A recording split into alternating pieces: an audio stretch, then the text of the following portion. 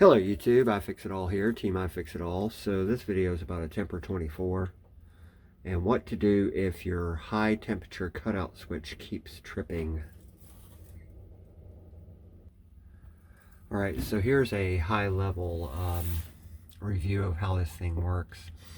I've got the 18 kVA unit because I've got two tanks. There could be a third tank, which would be 24 kW. Divide that by 240 volt and you can determine how many amps that is. But two tanks means I've got two breakers feeding it. In my panel board I've got two 60 amp breakers coming in over here.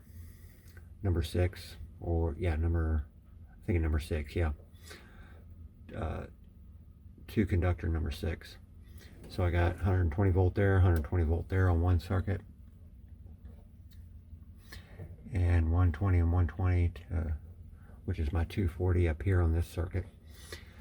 And when you call for water, it comes in on the cold side, goes up through here, comes around. Right here is a little inline flow meter. It's a propeller that spins and creates a it's probably a 4 to 20 millivolt analog circuit that detects RPM based on that voltage drop across the coil in that little winding.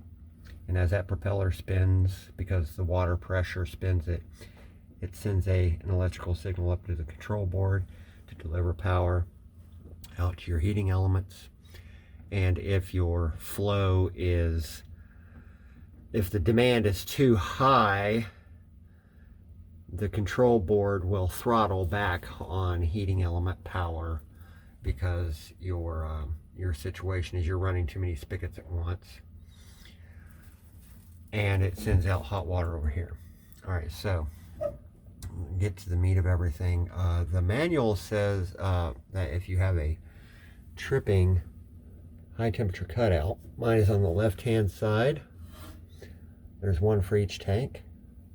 The one on the left hand side was tripping a lot, and what I don't like is I bought this unit in let me see. All right, so I won't start with what I don't like, because I love this. You know, this thing is the size of a VCR mounted to the wall, and as long as your hot water is running, you've got hot water. And it literally dropped my power bill 20%, because it's only heating when you turn a hot water spigot on. Conversely, your hot water tank system, the traditional type, is always delivering energy to it whether you're using it or not, to keep that temperature up. And then you can run out of water, hot water, based on how many gallons you have. All right, so I believe this is a 2008 is when I bought this system, and I installed it, and I've got my feeder plumbing coming on in back here. Use this heavy duty 3/4 inch flex here. And I guess in 2022 my one of my temperature cutouts was tripping a lot, and I ordered a new tank. But while I was at it, I ordered what they call a spare parts kit. I got everything I need. I did not get the flow meter though. Not sure why I didn't do that. Well, I can explain why this wire is hanging off right here. Inside the tank there are 3 heating elements. So now you've got 6 connection points per hot water tank. Looks very confusing. I have my numbers on these because when I installed this new tank, I put these number tags on so I would keep my wiring to match the schematic. And I didn't receive a owner's manual with this when it was new. I ordered it rush, like 2-day delivery. But my this tank was overheating with no water running. In other words, everything's fine if I'm running hot water, but as soon as I turn the hot water off, this was still using energy. And the tech support guy told me, he says that when you're not using hot water, there is a very, very small amount of electricity passing through the elements. Now, I didn't get that defined, but I'm going to assume it's something like millivolts. And I'm going to speculate maybe about 5 or 10 millivolts. And I guess that would be to keep the motherboard, the control board back here, coordinated. I don't know why it would be delivering power out to the tanks while they're not in use. But millivolts equates to like microamps, probably, of energy consumption, which is nothing. We're talking about, like, if you never ran the hot water, this thing might cost you $1 a month to have hanging on your wall. However, when one of the elements fails, then you have low resistance from a terminal to the tank. In other words, it's constantly drawing energy because there is a short between one of the elements to the copper tubing chassis itself. That's what was happening to me. I had to determine which element it was. So we'll go out in the garage in a minute and I'll show you my spare tank. But I determined that due to the element arrangement and how the schematic showed they're wired, I de-energized element number 1, keeping element number 2 and 3 powered up. And now my tank is not hot with the hot water off. Both tanks are nice and cool. But if I hook this wire back up, this thing will get so hot it'll trip the high temperature cutout. So with that being said, let's go see how we can measure the resistance. But I'll give you the quick and down and dirty.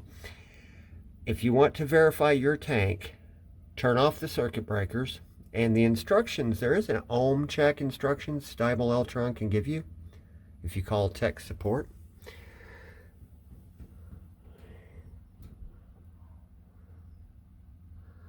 There's my information.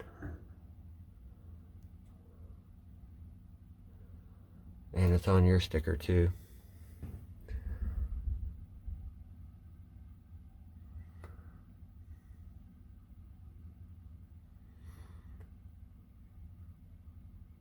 Hopefully that's coming out.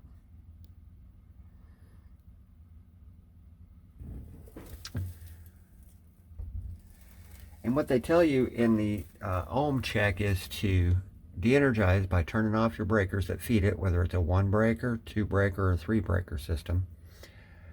Set your meters to ohms and check with one lead touching probably like a good solder point where the copper tubing is. Scrape away and get a good connection there, and then go to terminal number 2 right there. That's terminal 2. And see if you have any resistance. Any resistance at all from the tank to chassis means the tank is bad. Well, the funny thing is there's 3 elements. You should be able to check all 3. So I'm going to advise that you turn your breaker off, you disconnect the front 3 terminals. That way you're fully isolated from this circuit board. You've basically broken the circuit feeding this tank completely. Now you can check individual elements. You can go from terminal 1 to chassis, 2 to chassis, 3 to chassis, 4, 5, and 6. And then you can also read across each heating element, but how do you do that? So we will take a look at that outside. So in the past month, I've had my hot water tank break. I have the hot water tank now safely controlled until I can get me a new tank by eliminating the heating element that is malfunctioning. Now everything's operating proper, and the engineering of this, leaving this disconnected, I don't like it, but I'm the only one in here, but I've got quite a few loops of electrical tape over it because I know one side is hot. So the end of this wire is hot. Just waiting. But I've got it safely managed now to where the high temperature cutout is no longer tripping. I just have 6 elements. Now I'm down to 5 elements, which I guess comes down to like 16% less heating capability. But there's only 2 of us that live here, so it's sufficient. And the shower and everything is working fine, and hot water is delivering fine. But in the past month, I've had my hot water tank fail, my dryer fail, my washing machine fail, and my microwave fail. I fixed it. I fixed it. I fixed it. I mitigated it. So let's talk about the hot water tank. Here's a spare tank I've got. On the bottom, there is a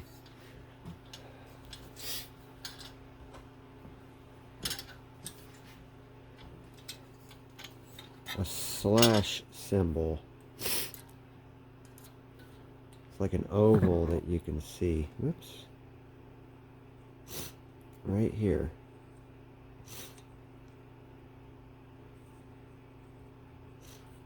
That points from this to this. That's element number 1. Excuse me, I got a runny nose. Ignore the blackening going on over here. I'll explain that. So the numbering goes, element 1 is from here to here. Element 2, that's pin 1, pin 2. This is pin 3, like I got a Sharpie mark on. Pin 3, or terminal 3, goes up to terminal 4. And then terminal element number 3 is 5 to 6. Let me get the stupid phone. So what this looks like is the bottom view. There's this oval marking in the bottom of the tank. Can't see the stamp. There it is. Y'all can see it. And here's element number 1, which goes from pin 1 to 2.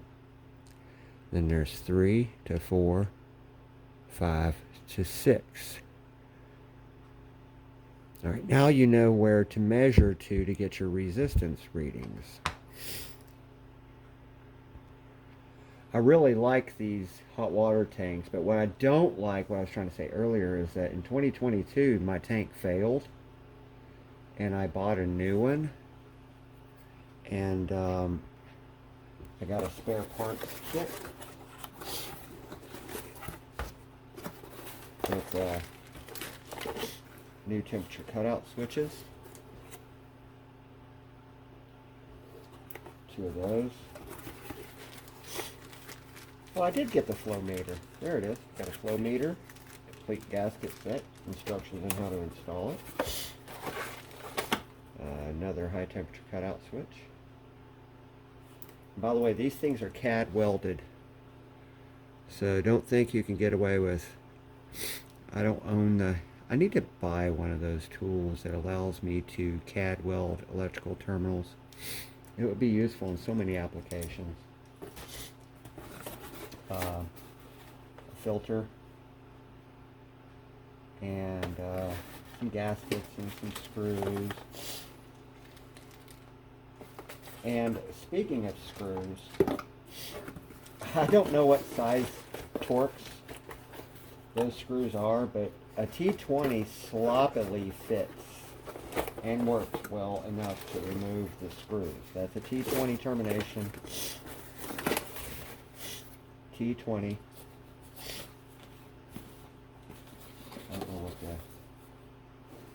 looking for the date, maybe when it's shipped, but it doesn't show it.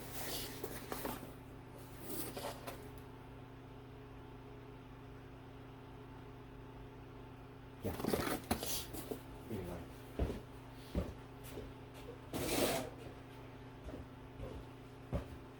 Let's take a couple of resistance readings. We'll go to ohms. And now I know this is terminal 1 here. And now be conscientious of the fact that if I change from meg ohm to k ohm, I'll call that out. Like right now, I'm going to measure the resistance of the elements first of all, because I don't know what's good or bad, but I do know that I get 10, 17, and 17 k ohms on each element. There's 10.2 k ohms, or no, that's 10.2. I'm sorry, ohms.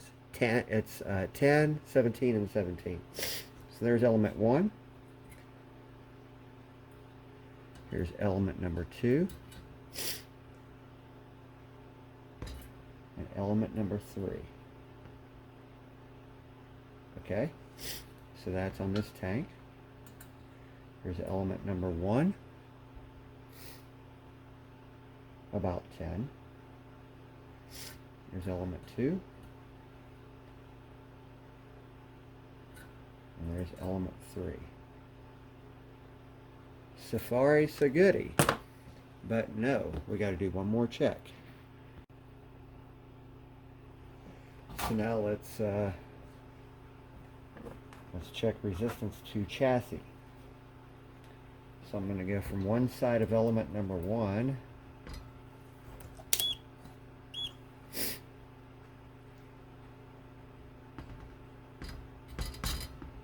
to chassis.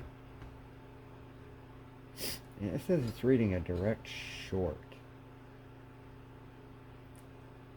Now this is when I start questioning my multimeter. So I'm going to pull out an old school little meter here. I'm going to go to R times 10 and see if I have any meter deflection at all.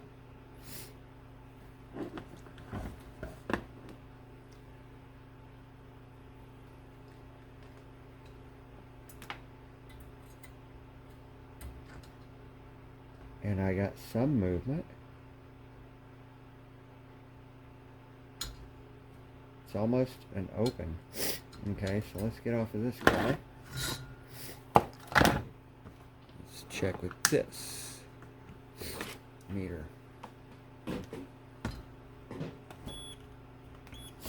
Damn, how many meters does one guy need, they say? Let's see if you guys can read that. I'll go from here to chassis. It's really weird how it goes from nothing to 2 k ohms. Okay, that's fine. That's pin 1. I'll go pin 2.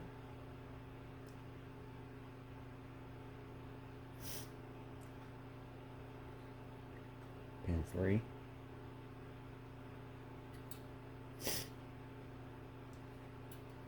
Pin 4.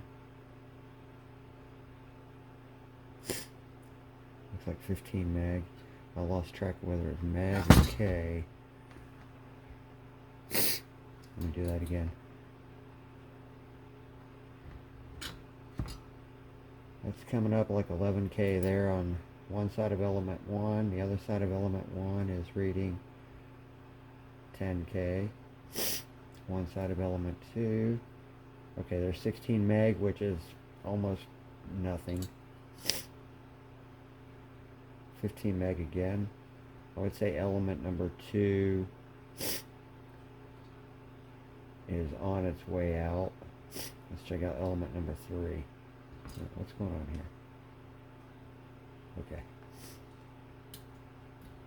Element 3, 10 meg.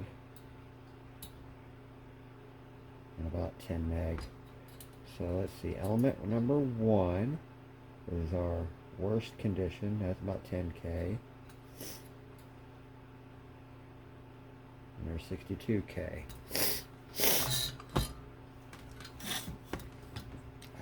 You can see which side of the element is acting up the worst.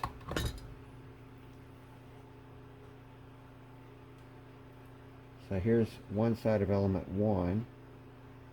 That's reading about 10K, 13K, 14K. It's almost capacitive, you know, like something is stealing energy out of my 9-volt battery and it's charging up, like dissimilar metal kind of concept for those who are electronically inclined. So it's got some degree of capacitance there. Now it's all the way up to 6 meg. So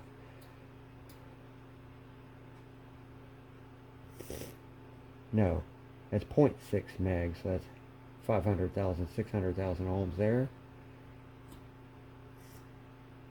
And that's 600, 500,000 ohms there.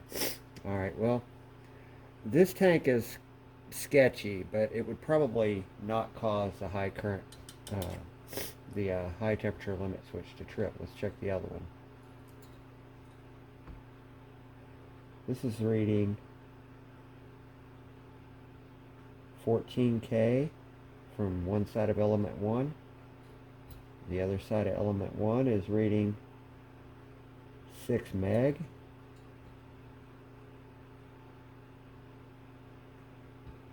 Yeah, see, element 1 is in the thousands of ohms, and that's the one I'm focusing on. 15,000 ohms, 17,000, it's jumping around. On the other side of element 1, we've got 500,000 ohms.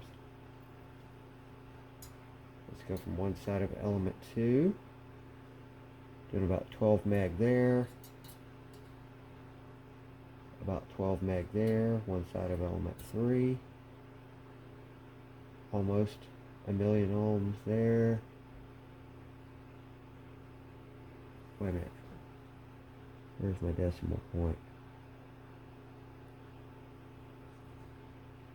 Oh, that's 1 meg. You got 1 meg right there. On the other side of element, oh, the other side of element 3, 900,000, almost 1 meg. So let me do that again.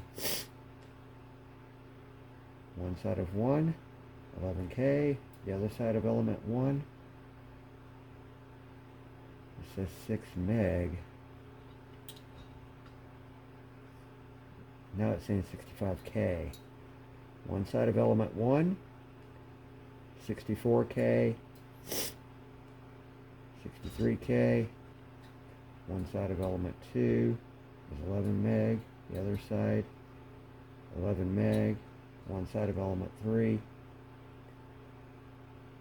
900,000 to 1 meg. The other side of element 3, almost 1 meg. So throw as many meters at it as you want, but the ultimate end game is you should have 0 reading from any post to the chassis. Now the one in the house, I have element 1 is in bad shape. I'm reading like 1,500 ohms from either pin to chassis, and the other ones are open. No continuity. So this tank's in pretty rough shape, but the tech support guy told me, sounds to me like your protective coating on your heating elements has been compromised. And what I don't like about this is this tank was like original from like the 2008 purchase I made, and it lasted until 2022. The new replacement tank I have failed inside of 2.5 years. So I did ask, do you guys have a warranty? He goes, well, on parts we have a 1-year replacement warranty. It's the same tank and everything. My expectations were that that new tank would last. but apparently it didn't, which is triggering me to say, okay, how did they build this unit? How does it work? Now I understand a lot. How can I extract and repair or recoat my elements? Because that's what's going on. And the reason why, you'll see over here, I've got some shiny areas here. That's the protective coating they're talking about. But it's also on the elements and not just these terminals. But I was trying to heat this up right here with a torch to try to see if I could bust open this cap here, because I know it's soldered in place, and extract it out this way so I could examine these elements and see if there's a fix. I want to call STIEBLE ELTRON and make a suggestion that these things screw on. I don't know any reason why these can't be screwed on. It would be a brass transition from copper to a brass female to male coupler, which may or may not increase the price. I don't think it would when the labor involved in adding these caps on. What I noticed as I was studying is I believe not only did they braze these with plumber solder, but they're also pinched off around the top.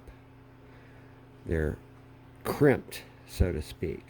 And I think what's happening is they tin the copper tank and they tin the cap, place it on, crimp it, and then heat it, and that solder melts, and then they pressure test it to make sure there's no leaks. So they're inserting this cap anyway and crimping and heating. But it's such a good machine. It works so damn well. I don't see any harm in giving the consumer the ability to unscrew this element assembly, which would reduce manufacturing time to get this secure to the tank.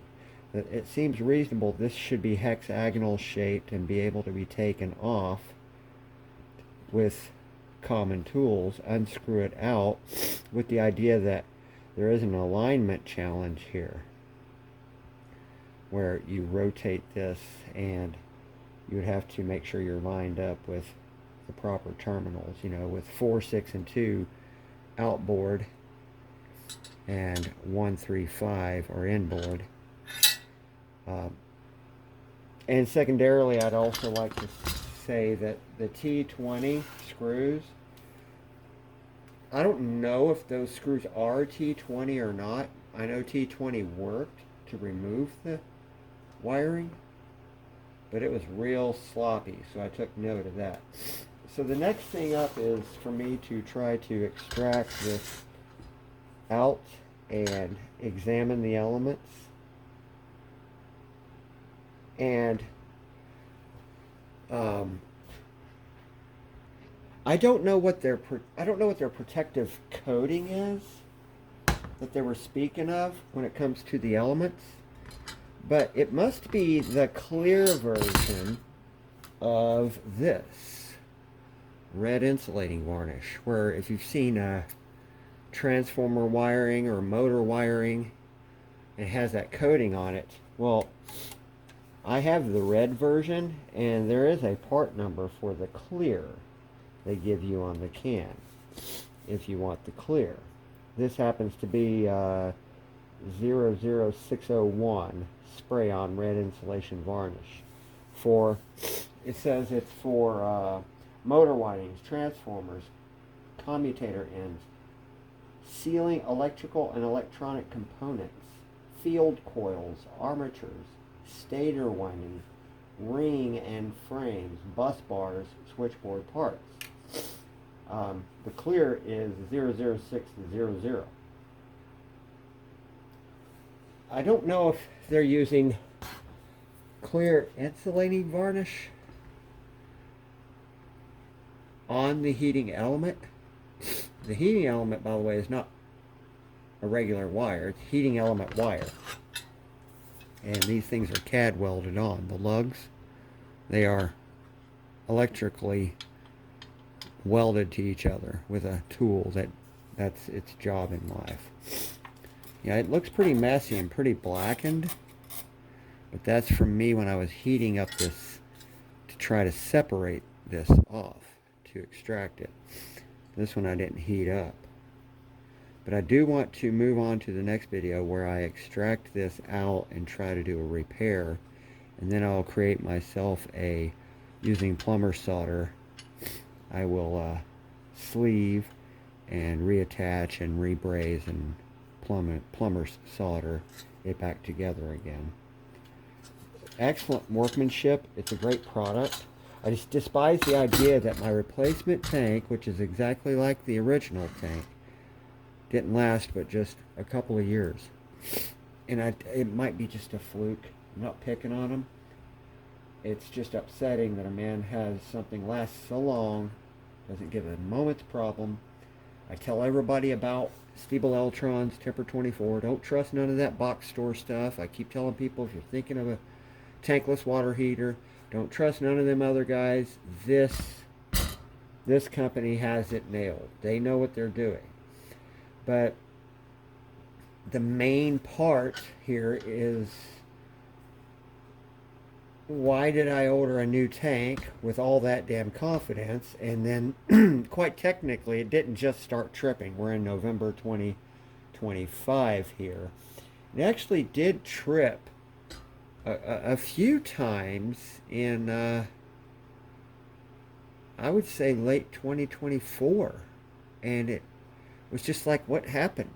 And I reset it and life was good and time marched on, and it might trip a couple of times through the year 2025, but here recently it's been consistently tripping.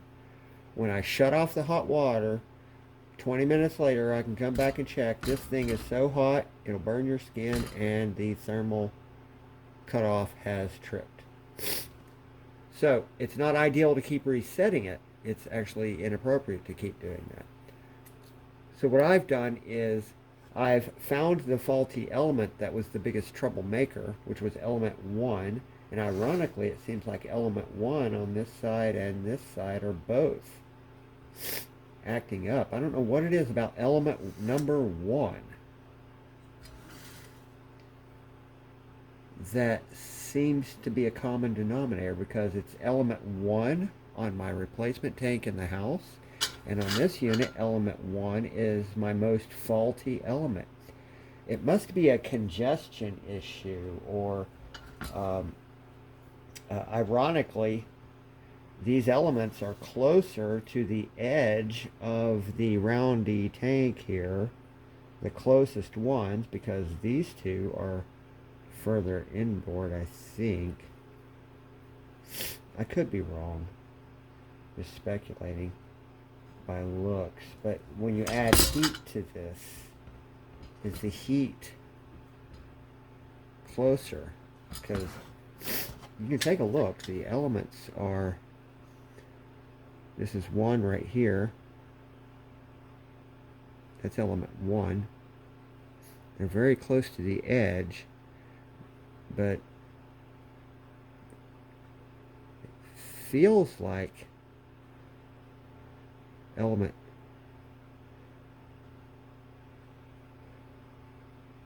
element 2 is very far inboard, and element 3, it feels like it's a farther inboard, meaning when the sides are heated, makes you wonder if it's not compromising the protective coating in here, and then over usage perhaps it further compromises. It's speculation on my part, but I don't know why element 1 is the biggest contributor to faults. You guys check yours out and ohm test it, but remember, if you're in the machine, if it's mounted, turn off electricity, disconnect these 3 front terminals, and then do your resistance checks like I showed you on this video. Next video about this is extracting the element and attempting a repair. We'll see you.